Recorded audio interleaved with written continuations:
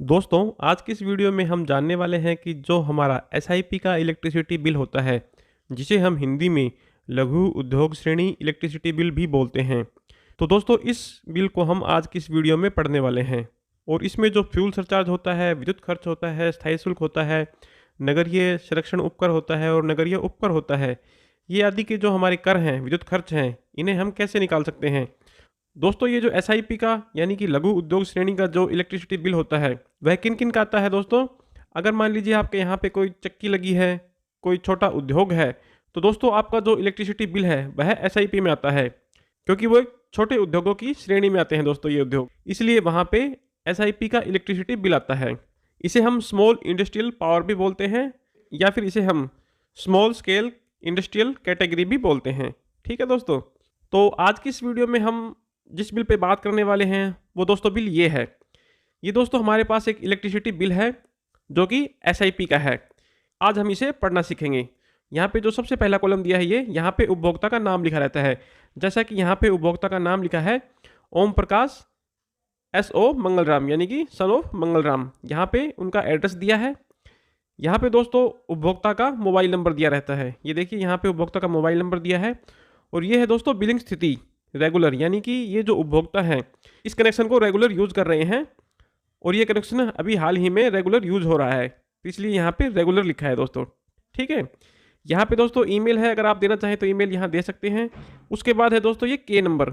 के नंबर जो होता है दोस्तों, इसमें उपभोक्ता की सारी डिटेल्स रहती हैं। हमें मान लीजिए ऑनलाइन बिजली का बिल पे करना है, तो इस के नंबर की सहायता से हम हमारे इलेक्ट्रिसिटी बिल को पे कर सकते हैं। इसमें उपभोक्ता की सारी डिटेल दी रहती है, उसका नाम, पता, एड्रेस, कितना उसका बिजली का बिल आया है और पीछे के बिजली के बिल भी हम इस के नंबर की सहायता से पता कर सकते हैं।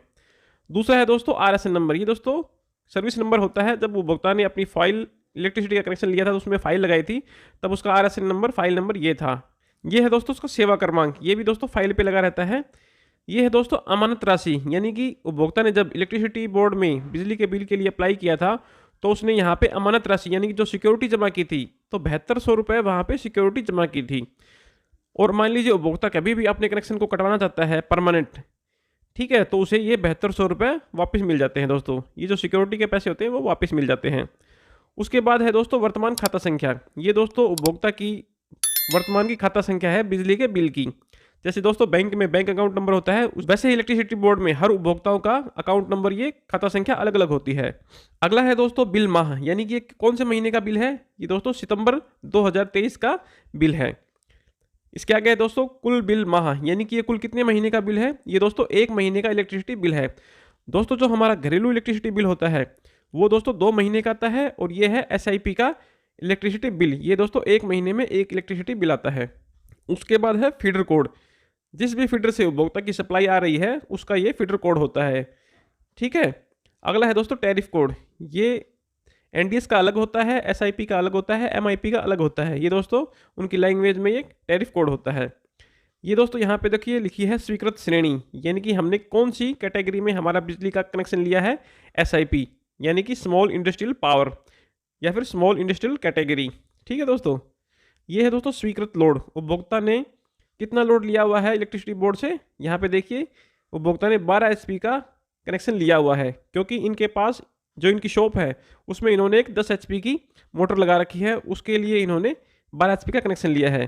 दोस्तों मान लीजिए आपने अपनी शॉप में 10 HP की मोटर लगा रखी है और आपने 10 HP का इलेक्ट्रिसिटी बोर्ड से कनेक्शन ले रखा है, तो उसमें पेनल्टी पड़ने के चांसेस बढ़ जाते हैं। इसलिए कभी भी आप जो भी मोटर लगाते हैं तो उससे 1-2 किलोवाट एक्स्ट्रा का कनेक्शन दोस्तों लेना चाहिए। मान लीजिए आपके पास 10 किलोवाट का लोड है तो आप 12 या 13 किलोवाट का लोड लीजिए, ताकि भविष्य में आप किसी भी पेनल्टी से बच सकें। यहाँ पे ये लिखा है दोस्तों कनेक्टिंग लोड 12 HP। आगे है दोस्तों सप्लाई वोल्टेज 400 लिखा है दोस्तों यहाँ पे, यानी कि ये 3 फेज का कनेक्शन है दोस्तों। अगर यहाँ पे 230 वोल्ट लिखा होता तो ये एक सिंगल फेज का कनेक्शन होता।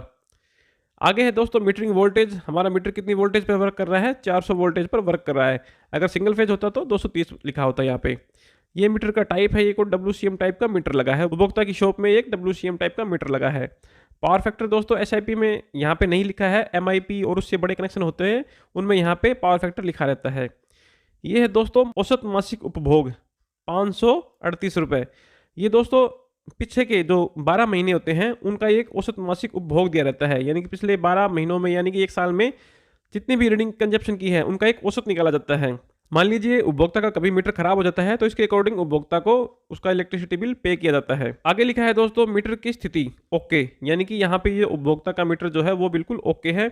यहाँ पे मान लीजिए खराब होता तो एमडी लिखा होता, यानी कि मीटर डिफेक्टिव, या फिर एफसी यानी कि फिगर कट, और अन्य लैंग्वेज यहाँ पे दी रहती है। आगे है दोस्तों उपभोक्ता की स्थिति रेगुलर, यानी कि उपभोक्ता इस कनेक्शन को रेगुलर यूज कर रहे हैं। यहाँ पे लिखा है दोस्तों वर्तमान पठन तिथि, यानी कि अब की बार जो उपभोक्ता ये जो यहाँ पे रीडिंग लेके गया है, ये देखिए यहाँ पे वर्तमान पठन तिथि 583, वो किस दिन ले गया है, यहाँ पे लिखा है वर्तमान पठन तिथि, यानी कि 1/9/2023 को जो मीटर रीडर आया है उपभोक्ता की शॉप पे, तो वो 1/9/2023 को 583 यूनिट लेके गया है दोस्तों। ठीक है दोस्तों। उसके बाद है दोस्तों गत पठन तिथि, यानी कि पिछली बार इससे पहले यानी कि 8वें महीने में कब रीडिंग ली थी, 1/8/2023 को। उस समय मीटर रीडर ने कितनी रीडिंग ली थी, ये देखिए 132, यानी कि 1/8/2023 को मीटर रीडर ने 132 रीडिंग ली थी और 1/9/2023 को 583 यूनिट ली है। इनके बीच की जो दोस्तों कंजप्शन होगी वो इस महीने का इलेक्ट्रिसिटी बिल में दोस्तों काम आएगी। आगे है दोस्तों वर्तमान पठन KWH, ये MIP में होता है दोस्तों, SIP में ये नहीं लिया जाता, और ये KVA भी MIP ST के कनेक्शन में लिया जाता है। तो दोस्तों देखिए यहाँ पे लिखा है उपभोग KWH, यानी कि दोस्तों इस महीने में उपभोक्ता ने 551 यूनिट का कंजप्शन किया है। इन दोनों को जब हम आपस में घटाएंगे तो 551 यूनिट हमारी दोस्तों आती है। यहाँ पे देखिए लिखा है कुल उपभोग 551 यूनिट। आगे है दोस्तों विद्युत खर्च, यानी कि दोस्तों ये जो उपभोक्ता ने 551 यूनिट एक महीने में खर्च की है उसका ये दोस्तों इलेक्ट्रिसिटी का बिल है 2706 रुपये। ठीक है दोस्तों, ये हमारा टोटल रीडिंग पे लगता है, जो हमने एक महीने में यूनिट खर्च की है ये दोस्तों उस पे लगता है। दूसरा है दोस्तों स्थायी शुल्क, ये है दोस्तों स्थायी शुल्क 1320 रुपये। ये दोस्तों किसके अकॉर्डिंग लगता है, ये जो हमने कनेक्शन लिया है, हमारा कनेक्शन मान लीजिए 12 HP का है तो उसके अकॉर्डिंग ये 1320 रुपये का हमें स्थायी शुल्क देना रहता है।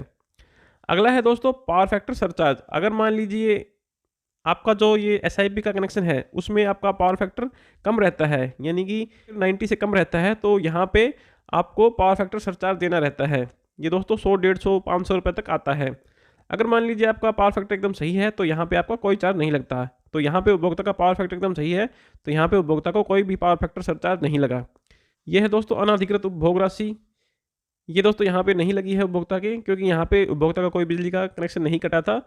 बिजली का कनेक्शन कटने के बाद यहाँ पे अनाधिकृत उपभोग राशि लगती है। मान लीजिए आपका बिजली का कनेक्शन कट जाता है, उसके बाद भी आप किसी भी तरह से बिजली का यूज़ करते हैं तो यहाँ पे इलेक्ट्रिसिटी बोर्ड पेनल्टी लगाता है आपके, जो कि अनाधिकृत उपभोग राशि होती है। ये दोस्तों जब तक आप इलेक्ट्रिसिटी बोर्ड में बिल पूरा नहीं जमा करवाएंगे और एक कनेक्शन दोबारा जोड़ने की रसीद नहीं कटवाते तो यहाँ पे आपको अनाधिकृत उपभोग राशि देनी पड़ती है, जिसमें कि दोस्तों मान लीजिए अब हमें यूनिट का रेट 10 रुपये पड़ता है तो उसमें दोस्तों 15 या 20 रुपये के लगभग पड़ता है, तो ये बहुत महंगी पड़ती है दोस्तों उस टाइम। तो इस बात का दोस्तों आप जरूर ध्यान रखिए, अगर आपके बिलों में अनाधिकृत उपभोग राशि लग के आ रही है तो आप इलेक्ट्रिसिटी बोर्ड में जाके वहाँ पे इसे सही करवा सकते हैं। अगला है दोस्तों CTPT मीटर किराया, ये दोस्तों MIP के कनेक्शन में लगता है या ST के कनेक्शन में लगता है। ट्रांसफार्मर किराया ST कनेक्शन में लगता है। फ्यूल सरचार्ज दोस्तों यहाँ पे लगा है।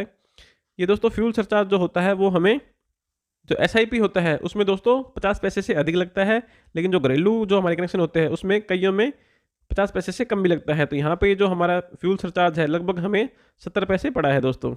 ठीक है दोस्तों। अगला है दोस्तों निगम राशि क्रम संख्या 1 से 9 तक का योग। यहाँ से दोस्तों एक क्रम संख्या 1 से लेकर 9 तक का ये दोस्तों टोटल यहाँ पे योग लगा दिया है, जो कि 4361 रुपये और 25 पैसे बनता है। जब हम इन्हें इस राशि को पूरी को जोड़ेंगे तो हमारा 4361 रुपये और 25 पैसे जोड़ आएगा दोस्तों।